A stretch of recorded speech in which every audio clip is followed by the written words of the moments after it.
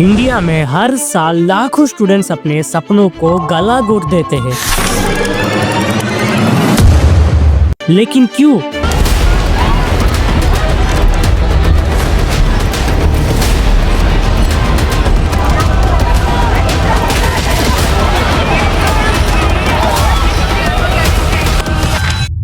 क्योंकि हमारी education system उन्हें सोचने नहीं देती, उन्हें बस रट्टा मारने की मशीन बना देती है। जब आपने तैयारी शुरू करी आप कितने साल के थे? सर उस समय हम 18 साल के थे और अभी हम 30 साल के हो गए। 30 साल। पिछले 12 सालों में आपने अपनी जिंदगी में क्या किया? जिंदगी में सर पढ़ते क्या डिग्री लेते क्या। मैंने 3 सब्जेक्ट में पोस्ट ग्रेजुएट किया, बीएड किया सर, सीटेट क्वालिफाइड है, नेट क्वालिफाइड है सर। और सीजन मेरा एक ड्रीम जॉब था कि हम एक अच्छा नौकरी पाएंगे, रांची की राजधानी में रहेंगे, क्योंकि मैं गाँव से बिलोंग करते थे सर। देखते थे कि लोग इतने अच्छे प्रोफाइल में जॉब करते हैं, तो मेरी भी एक सपना थी, मेरे माता पिता की भी सपना थी। गाँव में लोगों को भी बहुत इच्छाएं थी कि ये बच्चा पढ़ने में ठीक है तो पढ़ेगा तो कुछ अच्छा करेगा, समाज के लिए भी कुछ अच्छा करेगा।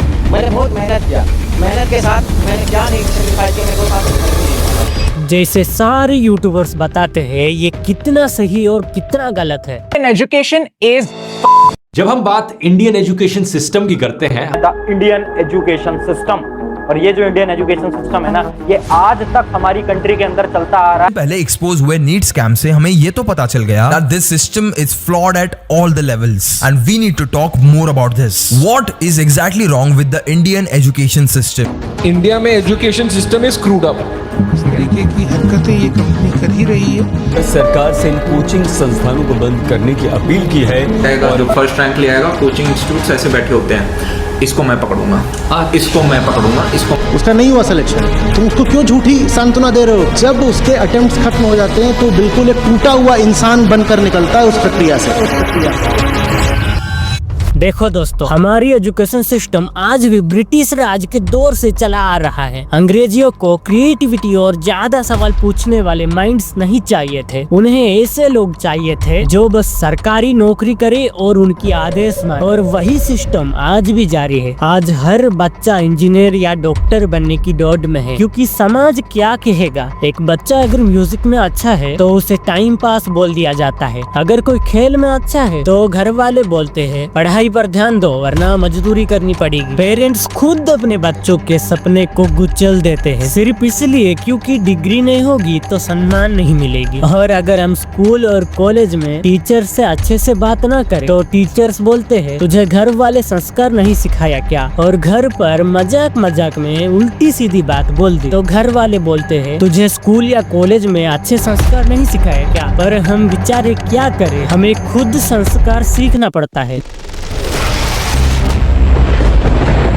देखो दोस्तों, स्टूडेंट्स से बात करो। अक्सर मैंने देखा है कोई बच्चा 10th या 12th में है, दूर की रिश्तेदार हमेशा पढ़ाई की ही बातें करते हैं। पढ़ाई कैसे चल रही है बेटा, कितना सिलेबस कंप्लीट हुआ, अब तक रिवीजन स्टार्ट भी नहीं हुई, दिन में कितने घंटे पढ़ते हो, एग्जाम में कितने मार्क्स आएंगे। ये सारे सवाल बेकार है, क्योंकि इनसे स्टूडेंट्स को हेल्प तो नहीं मिलती बट प्रेशर जरूर बढ़ता है। अगर आप भी वैसे ही किसी रिश्तेदार है तो जरा एक सवाल पूछने से पहले थोड़ा रुक कर सोचिए। और अगर आपके भाई बहन को चैलेंजिंग एग्जाम देने जा रहे हैं, बस उसके लिए एक अच्छी इन्वायरमेंट बनाइए जहां वो ग्रो कर सके और अपना बेस्ट दे सके। अगर कोई स्टूडेंट प्रेशर में है, उन्हें याद दिलाइए कि an exam is not the end but it is the start। आपको उनके लिए एक सपोर्ट सिस्टम बनना होगा, क्योंकि अच्छे कॉलेज में जाने वाले लोग भी लाइफ में फेल हो सकते हैं और कॉलेज ना जाने वाले लोग भी अंबानी बन सकते हैं। और देखो, टीचर्स की इज्जत करिए, और इसके लिए सबसे बड़ा रीजन यही है, हम टीचर्स की इज्जत नहीं करते। अगर कोई टीचर बनता है तो लोग सोचते हैं अरे ये लाइफ में खुद कुछ नहीं कर पाए, इसीलिए आज बच्चों को सिखा रहा है। जिस समाज में टीचर्स को फेलियर माना जाता है, वो टीचर्स सक्सेसफुल स्टूडेंट्स कैसे बनाएंगे। कोविड के समय यूट्यूब पे टीचर्स को प्रैंक करने वाले वीडियोस वायरल हो रहे थे। जूम स्क्रीन के पीछे झुककर स्टूडेंट्स अपने गुरु को चिढ़ा रहे थे। Of course